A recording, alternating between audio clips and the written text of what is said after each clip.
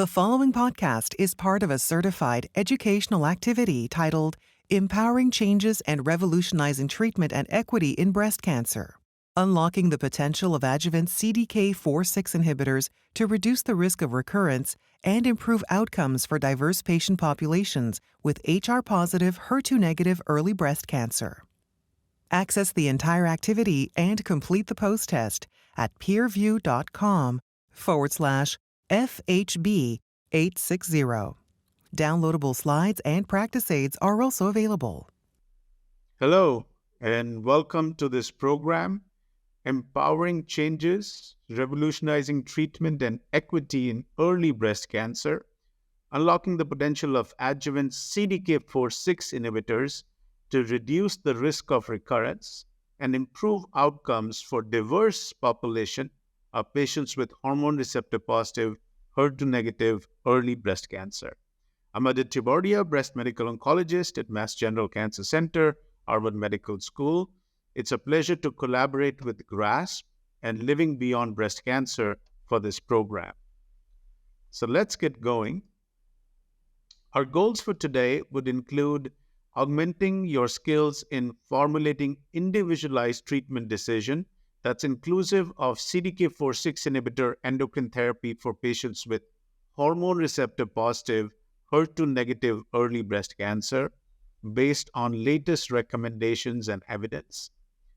We'll develop a team-based plan for patients with early breast cancer who are receiving adjuvant treatment, how to monitor them, diagnose, manage AEs, achieve optimal treatment adherence and persistence. Finally, we'll learn about implementing strategies to recognize and address disparities in breast cancer for diverse racial and ethnic groups, with the goal of eliminating barriers and ensuring optimal care for all patients, especially minority in the community setting. So let me start with treatment for early breast cancer.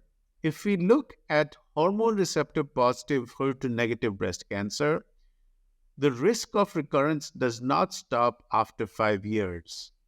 And multiple studies have shown that approximately 50% of patients have risk of recurrence in the first 5 years, and then after that, the risk continues. And this has been seen in several clinical trials as well with longer follow-up.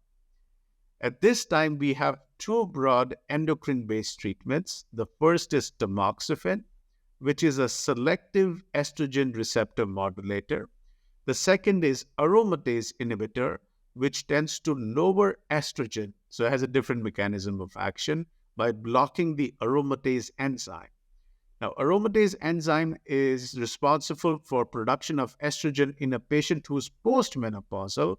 So that's why in a patient who is premenopausal, if you're using aromatase inhibitor, ovarian suppression is recommended along with aromatase inhibitor because ovarian suppression allows for suppression of the ovaries, which is the major source of estrogen in a patient who is premenopausal.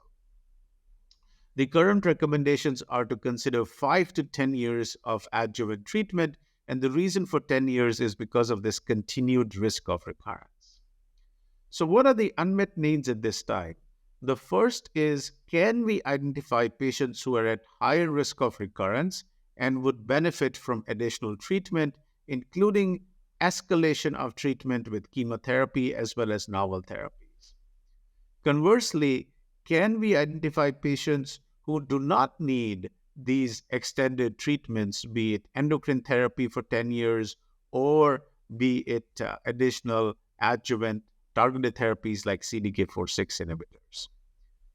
The second unmet need is, can we identify patients who have primary endocrine resistance? So, in other words, patients who would have disease recurrence despite endocrine therapy.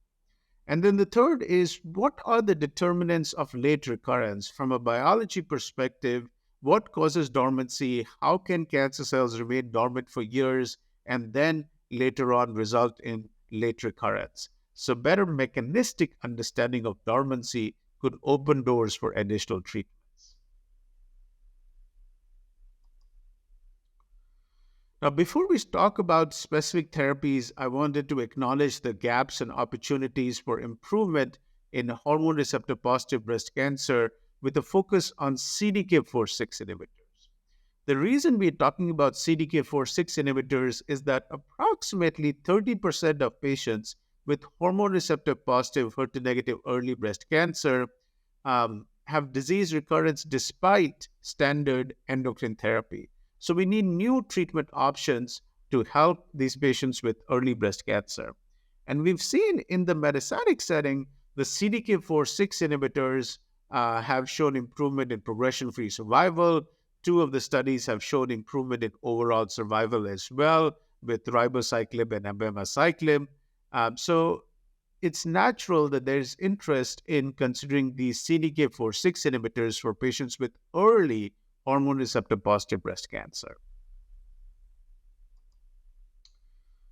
It's also important to provide equitable care to all patients with cancer. This is an issue that not only permeates early breast cancer, but breast cancer in general, and I would argue cancer care in general.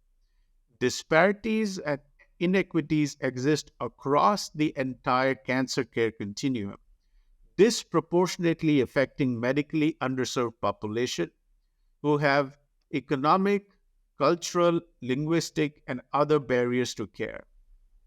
The contributing factors are multiple: social determinants of health, access to care, variable quality of care, differences in treatment, implicit bias, and multiple patient and system level factors.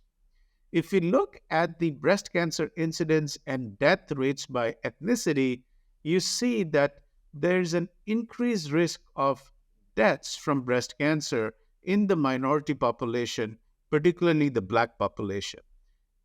And compare that to other groups such as white, you see that there's a difference. Black women have lower rates of diagnosis of breast cancer. They're diagnosed with breast cancer at a younger age, at later stages, more aggressive disease, and have the highest death rates. So it's critical that the progress that we make impacts everyone, and all patients with breast cancer have access to the latest therapies, including CDK4/6 inhibitors that we'll review. It's also important to address these social determinants of health in terms of delays in treatment, in terms of enrollment in clinical trials, because often it's through clinical trials that patients have access to the latest treatment. Drugs that are currently FDA approved were in clinical trials a few years ago. So it's through clinical trials that patients can get access to latest therapies, and it's important that clinical trials represent all patients with breast cancer, not just a specific ethnic group. Okay, so now I'll talk about the evidence related to CDK4/6 inhibitors in ER-positive early breast cancer. We'll start with the MONARCH-E study. I'll then talk about the NATLEAD trial. I'll compare ribociclib with abemaciclib in terms of characteristics, and how do we put it in clinical practice. And we'll also have a couple of cases reviewing these drugs. So let me first start with the MONARCH-E study. MONARCH-E study was a study for patients with high-risk, ER-positive, HER2-negative breast cancer. How was high risk defined? High risk was defined based on clinical pathological features. So that's patients with 4 or more positive lymph nodes, patients with 1 to 3 positive lymph nodes who have at least one of the following, which would be grade 3 disease or tumor size more than 5 centimeters. There was also a subgroup, cohort 2, which was a small subgroup, about 10% of patients. And the idea here was to identify patients who are high risk based on biological features. So patients with 1 to 3 positive nodes who did not have grade 3 tumors or tumor size more than 5 centimeters. So who did not meet cohort 1 criteria. If they had tumors with Ki-67 more than 20%, they were included. So let me go over the clinical criteria again, because this is important. This is how the drug should be used, and is consistent with the FDA label. Patients with lymph node positive early breast cancer who have 4 or more positive lymph nodes, that's high risk enough, and those patients were included. If you have 1 to 3 positive lymph nodes, you need one additional criteria, and that could be either grade 3 disease, or tumor size more than 5 centimeter, or Ki67 more than 20%. If one of these criteria are met, the patient was considered eligible for the clinical trial. Patient received endocrine therapy plus abemaciclib, 150 milligrams twice a day, versus endocrine therapy as per physician's choice, stratified by menopausal status, region, and prior chemo. The primary endpoint was invasive disease-free survival.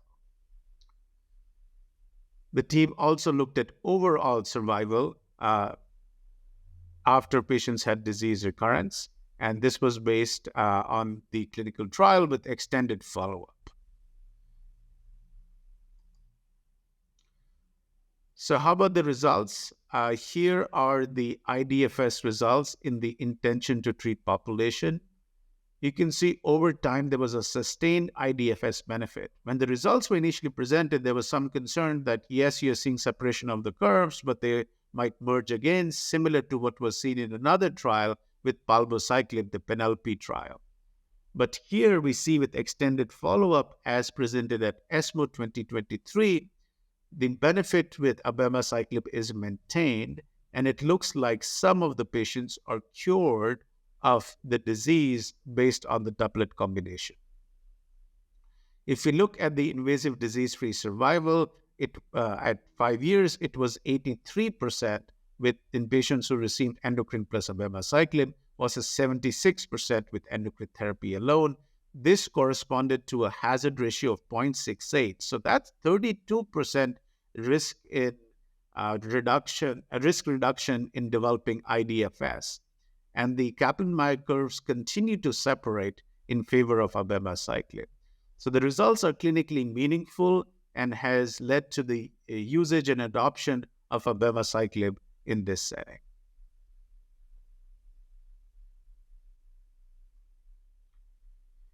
How about subgroups? In general, when we see results that are that significant, we would expect that all the subgroups derive benefit, and that is exactly what was seen. Let's look at the specific subgroups. I'll start with age first. Both in patients who were more than 65 years of age or less than 65, there was benefit with abemaciclib. The number of patients who were more than 65 was small, so that's why the confidence intervals are wide. At ASCO 2023, we saw subgroup results related to this age, including adverse events, and essentially the benefit was seen in the subgroup. The patients were able to tolerate abemaciclib, but needed more dose reductions. The second is menopausal status. Again, you see a benefit in both pre- and post-menopausal setting, a slight trend towards better benefit in the premenopausal setting, but again, these are subgroup analyses. From a clinical perspective, would feel comfortable using the drug both in premenopausal and postmenopausal.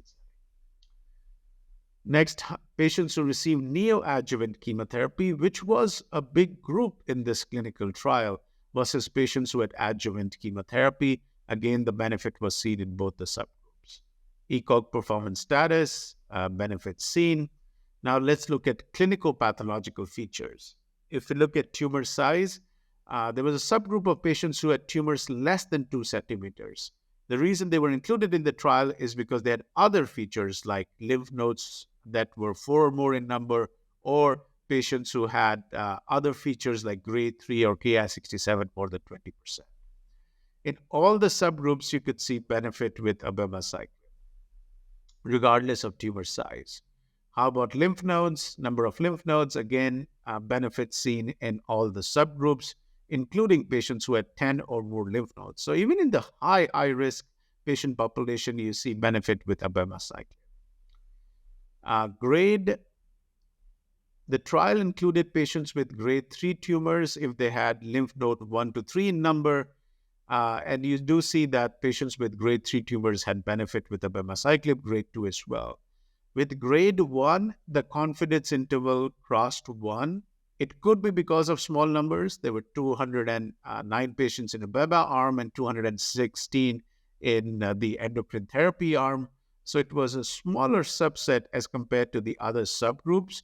But biologically, there could be a case where abemaciclib or agents that impact the CDK4/6 pathway cell cycle are less effective in grade 1 tumors because they have lower proliferation. Having said that, these are subgroup analyses. We need further validation before we can change our practice. So if there's a patient with grade 1 tumor with, say, 5 positive lymph nodes or a tumor size of 7 centimeter that would meet monarchy criteria, and at this time should consider abemaciclib plus endocrine therapy for that patient as well. And then in terms of stage 2, stage 3, again, benefit was seen with abemaciclib plus endocrine therapy. And finally, in terms of the first endocrine treatment, whether it was tamoxifen or aromatase inhibitor, benefit was again seen with abemaciclib. Now, one thing to note with the use of tamoxifen and abemaciclib is that it can increase risk of venous thromboembolism. So many physicians would actually prefer aromatase inhibitor in combination with abemaciclib, and in a patient who's premenopausal, who is at high risk, add ovarian suppression to the aromatase inhibitor. In terms of benefit, as I reviewed previously, there was benefit in invasive disease-free survival, also benefit in distant relapse-free survival. When a patient has localized disease, we worry about distant recurrence, about metastatic disease, and here you could see that with additional follow-up, the benefit with abemaciclib was maintained, and there was sustained distant relapse-free survival benefit. And this translated to fewer patients with metastatic disease in the abemaciclib arm. If we look at the proportion of patients who have metastatic disease with additional follow-up, it was lower in patients with abemaciclib plus endocrine therapy, which makes sense because it reduces the risk of distant recurrence. You would have lower proportion of patients with metastatic disease. And this showed a trend towards improvement in overall survival because you had lower patients with metastatic disease in the abemaciclib arm. We still need additional follow-up in terms of overall survival. How about cohorts? There was some discussion based on Ki-67 because this clinical trial included both cohort 1 and cohort 2. As a reminder, cohort 1 was patients with 4 or more positive lymph nodes, or patients who had 1 to 3 positive lymph nodes if they had other high-risk features like grade 3 tumors or tumor size more than 5 centimeter. That was cohort 1, which was about 90% of the patient population. Cohort 2 was a smaller subgroup, 10%, and this was for patients who had 1 to 3 positive lymph nodes and Ki-67 of more than 20%. In terms of benefit, the benefit was seen both in cohort 1 and cohort 2 in terms of invasive disease-free survival, in terms of distant recurrence-free survival. In terms of overall survival, the results are not mature at this time, and I think we need further follow-up related to overall survival. So based on these results, the latest approval by the FDA related to abemaciclib combines cohort 1 and cohort 2. So that's the intention to treat population. That is what was included in the ASCO and NCCN guidelines as well, that as long as a patient met criteria for treatment in the monarch-E trial, they are candidates for abemaciclib. How about safety? Whenever we talk about drugs, we have to review both efficacy and safety. In terms of side effects, the side effects with abemaciclib were higher as compared to endocrine therapy, which is not surprising. Its doublet was a single-agent therapy. In terms of grade 3 AEs, it was about 50% with abemaciclib plus endocrine therapy versus 16% with endocrine therapy alone. In terms of significant AEs, again, it was higher with the use of abemaciclib. So the FDA expanded its approval on March 3rd, 2023. The FDA approved abemaciclib with endocrine therapy, either tamoxifen or aromatase inhibitor, as adjuvant treatment for patients with hormone receptor positive, HER2 negative, early breast cancer who have high risk of recurrence. The approval was consistent with Monarch E. So it includes patients who have 4 or more positive lymph nodes, or those who have 1 to 3 positive lymph nodes, either grade 3 tumor or tumor size more than 50%. The Ki-67 requirement that was there previously was removed. So we reviewed the Monarchy study. Now let's talk about another trial in this space which has received a lot of attention, and that's the Natalie study. The Natalie study was for patients with hormone receptor positive, HER2 negative early breast cancer who had either stage 2A or stage 2B or stage 3 disease. That's the first feature that was different as compared to Monarchy. It was a broader population. Patients with stage 2 disease were included if they had positive lymph nodes, N1, or patients who had negative lymph nodes and grade 2 tumor if they had high risk based on Ki-67, more than 20%, or oncotype DX, or grade 3 tumors. So essentially, lymph node negative with clinical pathological high risk, grade 3, oncotype DX, Ki-67, or patients with lymph node positive disease. They were randomized to receive non-steroidal AI plus ribociclib versus non-steroidal AI. In patients who were premenopausal, the use of ovarian suppression was recommended. Note there was no tamoxifen in this clinical trial because tamoxifen cannot be combined with ribociclib because of adverse events. So in this trial, patients received non-steroidal AI, and if they were premenopausal, received goserelin. The primary endpoint of this clinical trial was invasive disease-free survival, a number of secondary endpoints as well. Stratification factors included stage 2, stage 3 disease, menopausal status, prior use of neoadjuvant chemo, and geographic region. In terms of patient flow, we saw the first results with the data cutoff of January 11th with 426 events, and then updated IDFS with final data cutoff of July 21st, IDFS events 509. Essentially, patients who received ribociclib plus NSAI, you see over time, the proportion of patients completing ribociclib increased. So when the first interim efficacy analyses were presented, about 20% of patients had completed 3 years, but this increased to 42% when the final IDFS analyses were completed. In terms of early discontinuation, that was a proportion that really didn't change much with increased follow-up. And if we look at NSAI, a number of patients were still on NSAI, and a subset, I would say about 20-25% based on these results had discontinued NSAI.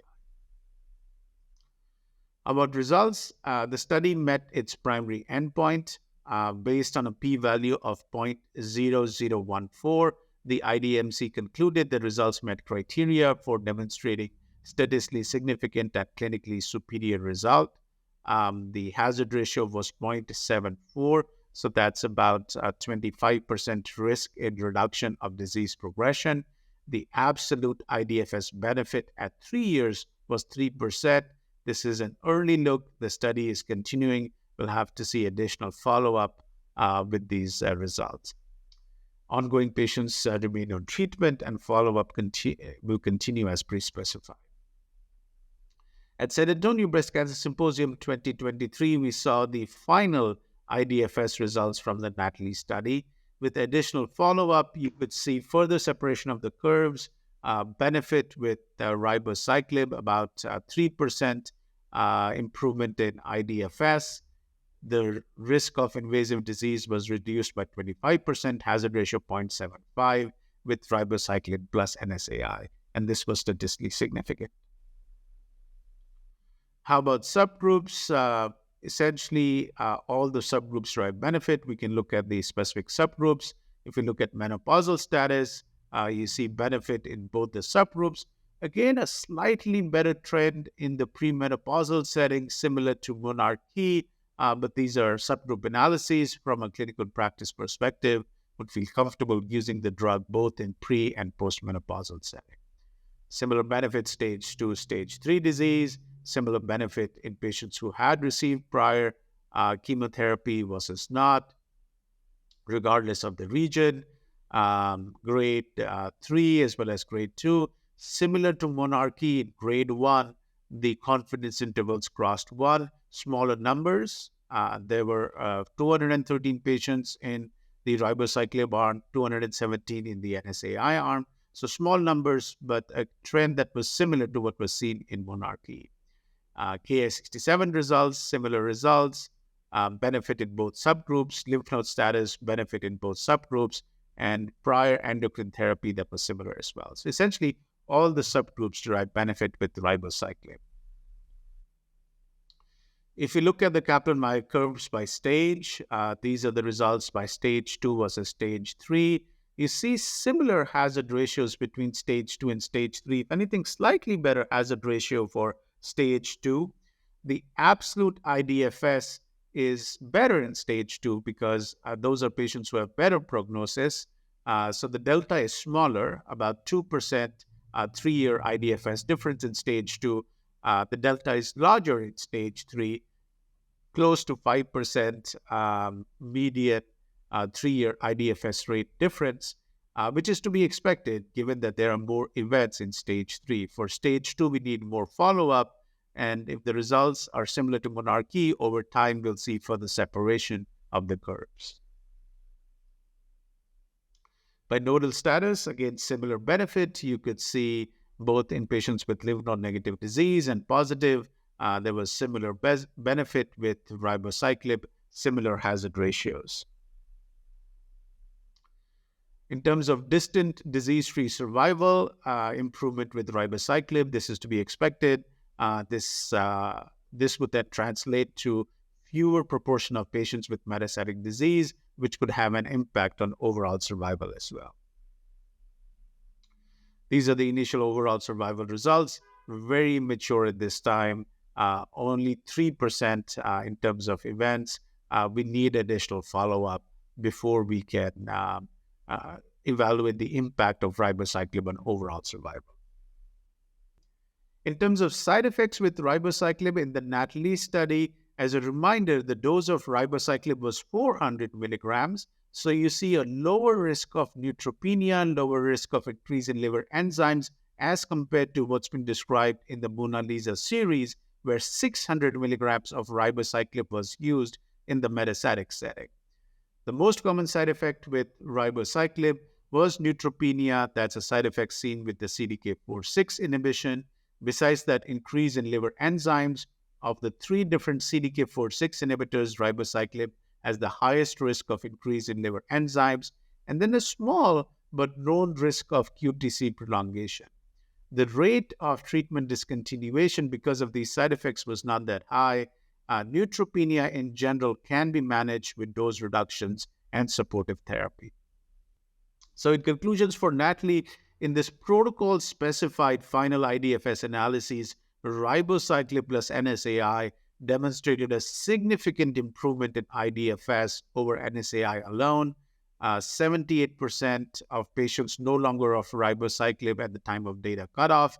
We need additional follow-up to look at what happens at, say, 5 years, similar to what we saw with monarchy. The IDFS benefit was consistent across all subgroups, including stage 2, stage 3, lymph node positive and negative disease. In terms of side effects, in NATALEE, the dose of ribociclib was 400 milligrams, which is a lower dose than what's used in the metastatic setting, which is 600 milligrams. And this 400 milligram dose was better tolerated as compared to 600 milligrams in terms of the frequency of neutropenia, QTc prolongation, and LFTs as well.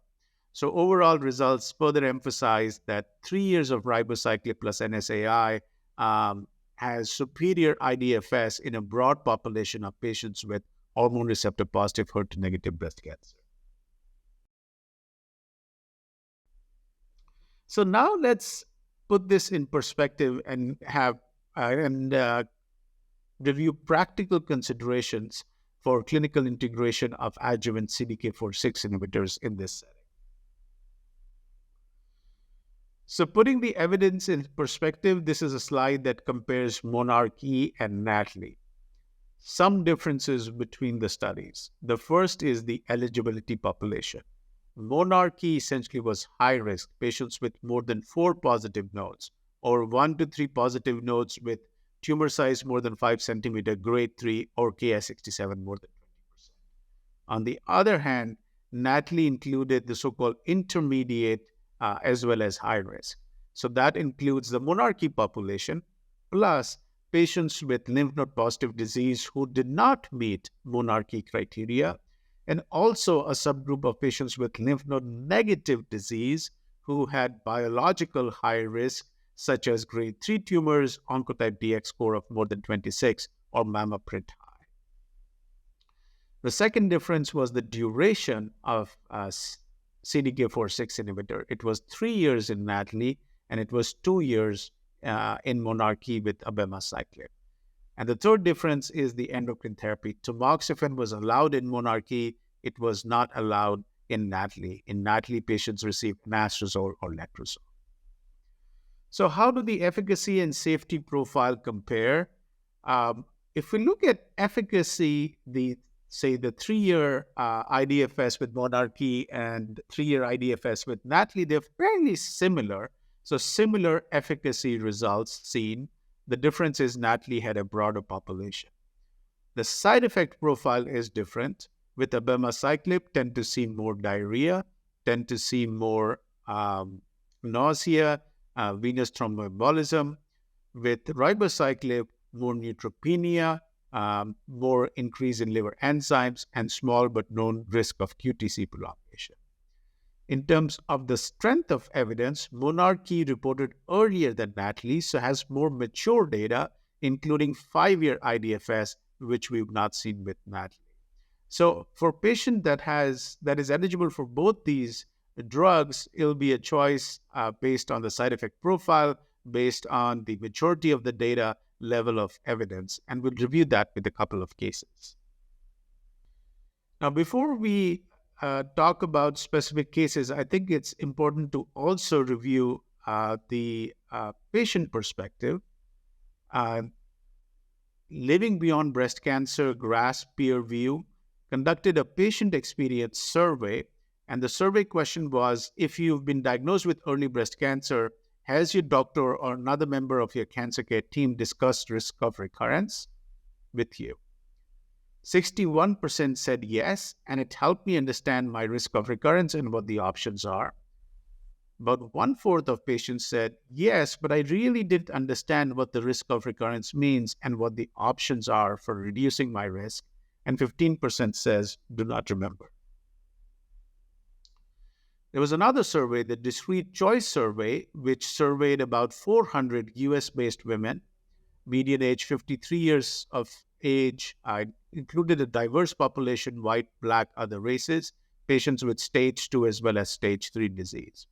And it was a qualitative interview of patients, and patients were asked about their preferences in the adjuvant setting.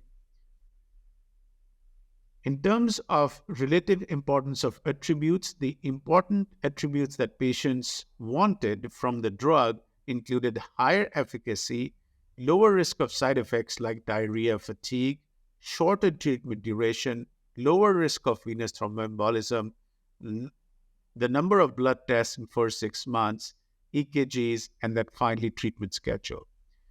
This is from high to low relative risk relative importance of attributes. So the most important attribute from a patient perspective was higher efficacy. Then was the side effect profile like diarrhea, fatigue, and then treatment duration. The factors that were less important included treatment schedule and the number of EKGs. I think patients essentially want drugs that would prevent disease recurrence. If it means some additional tests, including EKGs, patients are open to that if it would reduce the risk of recurrence. These are the findings based on the survey. So the takeaway message is that patients with hormone receptor positive early breast cancer have a strong preference for treatment profiles that maximize efficacy while minimizing symptomatic side effects. So over the next 10 minutes or so, let's review a couple of cases. I'll start with a patient with hormone receptor positive, HER2 negative early breast cancer. This is a 53-year-old postmenopausal Black female. She had a symptomatic mass in the right breast, had a mammogram ultrasound which showed a 3-centimeter tumor, invasive lobular carcinoma, ER/PR positive, Ki-67 of 15 to 20%. Patient had lymph node positive disease. The physician ordered restaging scans, which radiologically did not show any evidence of metastatic disease. Germline testing for BRCA was negative. So she underwent right mastectomy and axillary lymph node dissection, 3.3 centimeter tumor, grade 2, 1 out of 3 positive lymph nodes. Received adjuvant ACT treatment, a radiation to a chest wall, and now the question is what to consider in the adjuvant setting. As a reminder, this is a patient with lymph node positive disease, 3.3 centimeter tumor. She lives in a remote rural community, has to travel via car for work, and is on the road frequently. So this could have an impact in terms of choice of the drug. If this patient was eligible for both ribociclib and abemaciclib, the side effect profile could have an impact. For example, diarrhea could be a problematic side effect given this patient has to travel frequently on the road. For this specific patient, given this patient has intermediate risk, so that's lymph node positive without other high-risk features like more than 5 centimeter tumor, grade 3, and there's only one positive node, the patient would not be a candidate for abemaciclib because these features were not included in the Monarch-E study. But the patient would be a candidate for ribociclib because this was included in the NATALEE study. So what would you recommend for this patient? I would recommend adjuvant ribociclib plus endocrine therapy. So that's option number 2, given that this is what was studied in NATALEE, but this was not studied in Monarch-E. I would not do endocrine therapy alone, given that we've seen improvement in invasive disease-free survival.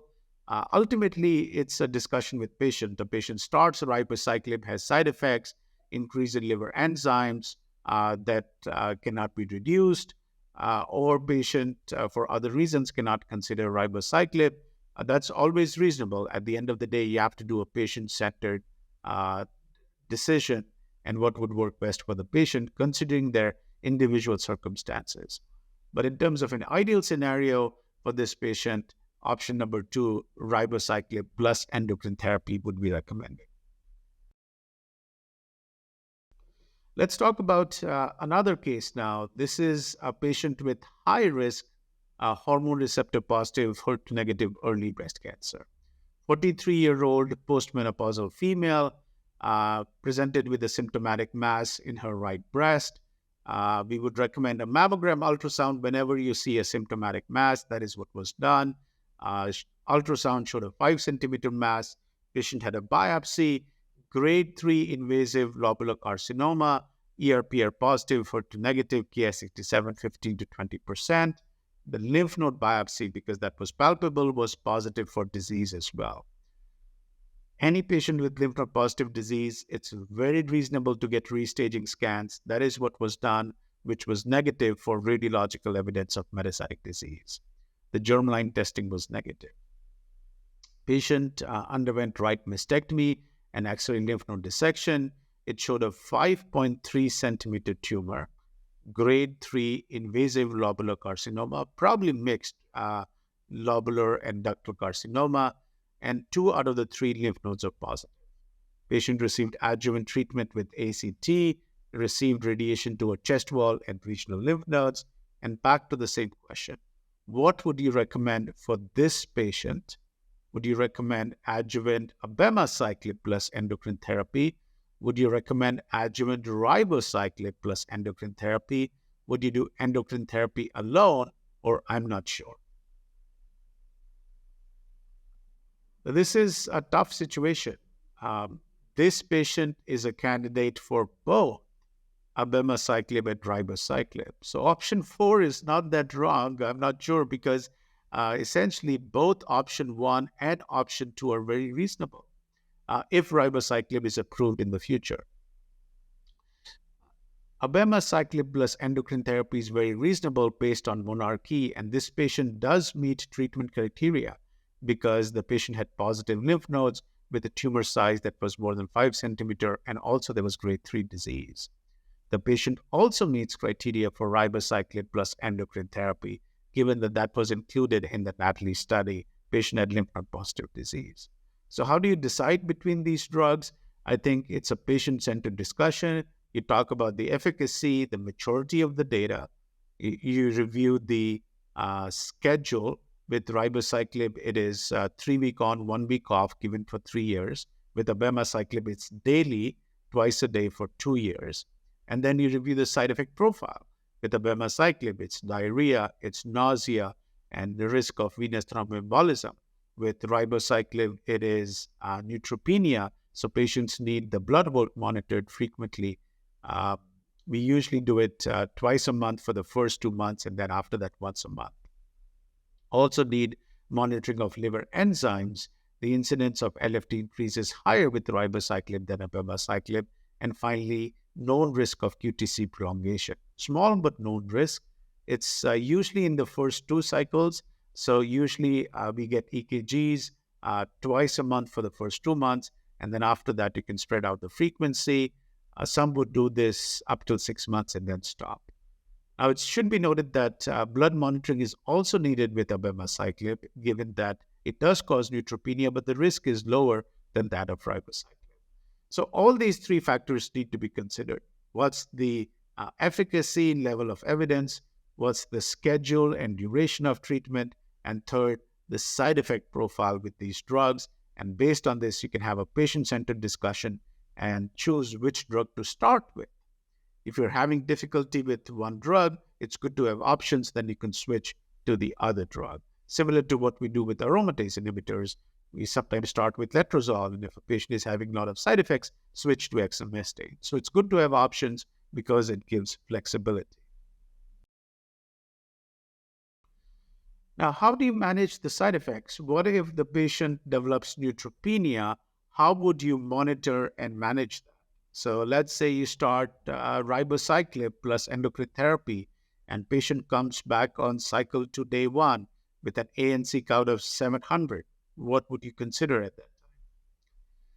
So if we look at guidelines in general, the recommendation would be to hold ribociclib, allow the neutropenia if it's grade 3 or higher to recover to grade 1 or less, and then you can resume the drug. Similarly with abemaciclib. How about diarrhea? What if the patient develops diarrhea? How would you monitor and manage that? So while in general, primary prophylaxis with antidiarrheals is not done with abemaciclib, it could be considered for some patients. We should have a low threshold for secondary prophylaxis, the use of loperamide. In refractory cases, you can consider other antidiarrheals as well. In the monarchy study, majority of patients who discontinued treatment was in the first 6 months. And it appears that if you can manage the diarrhea well in the first 6 months, usually it's much easier to continue the drug after that. So the first 6 months requires close monitoring, the use of antidiarrheals, so that patients can remain on the drug. What is the role of dose modifications of ribociclib or abemaciclib in the adjuvant setting? Absolutely. If a patient is having side effect, or if it's taking a while for the side effect to resolve, you can consider dose reduction. With ribociclib, it's started at 400 milligrams, 3 week on, 1 week off, as done in the NATALY study. You can dose reduce to 200 milligrams. With abemaciclib, it's 150 milligrams twice a day. You can dose reduce to 100 milligrams twice a day. So there is an option for dose reduction with these agents. How can we facilitate adherence and help patients? I think that is a key. If a patient will not be on a drug, they cannot derive benefit from the drug. So you can only derive benefit from a drug that you take, and that's why adherence becomes very important, which is challenging in the adjuvant setting. To be on a drug for 3 years, to be on endocrine therapy for 5 years or longer, can have an impact, and we see that over time the compliance does decrease. And this has an impact on quality of life as well. If a patient is on therapy for a long period of time, they can have side effects with endocrine therapy, osteoporosis, with tamoxifen risk of uterine cancer, thromboembolism. So it's important, and with ovarian suppression, bone loss, menopausal symptoms. So it's important that we pay attention to optimizing quality of life as well. One approach to improving adherence for patients who are on CDK4/6 inhibitors is the simple approach, SIMPLE. So what is S? S is to simplify regimen characteristics. So that's adjusting the timing, frequency, dosage to match the patient's activities of daily living, so they are more likely to remain on the drug. I is impart knowledge, education in terms of what are the side effects, how to manage the side effects, dose reductions if needed, provide written distribution as well as pamphlets. M is modify patients' belief. You have to understand the patient, their perceived susceptibility, severity, benefit, what are the barriers. So essentially understanding the patient's belief and modifying your treatment regimen so that it matches patient's belief would be helpful in ensuring that patient can remain on the drug. P is patient and family communication. It's critical. Once you prescribe the drug, the communication does not stop there. It needs to be continued communication. If a patient is having side effect, what needs to be done?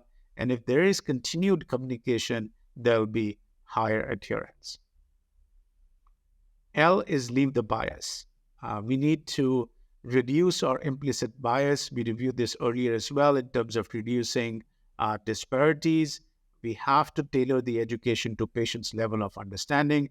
The same education cannot be provided to all patients. You have to understand where the patient is coming from, and the education needs to be tailored to their level of understanding based on their beliefs as well as background. And then finally, evaluate adherence. There are tools that can monitor self-reports. There are pill counting bottles. Strategies that can evaluate adherence would only help improve compliance. So, hope this was helpful. We reviewed adjuvant CDK4/6 inhibitors. We reviewed abemaciclib. We reviewed ribociclib. We reviewed the differences between NATALEE and monarchE. We reviewed the side effect profile and how to select if a patient is a candidate for both these drugs. And finally, we reviewed the simple approach for improving adherence. Thank you so much for joining today. Feel free to reach out if there are any questions. Thank you. Thank you for listening. Download materials and complete the post test for instant credit at peerview.com/FHB860. This activity is supported by an educational grant from Novartis Pharmaceuticals Corporation.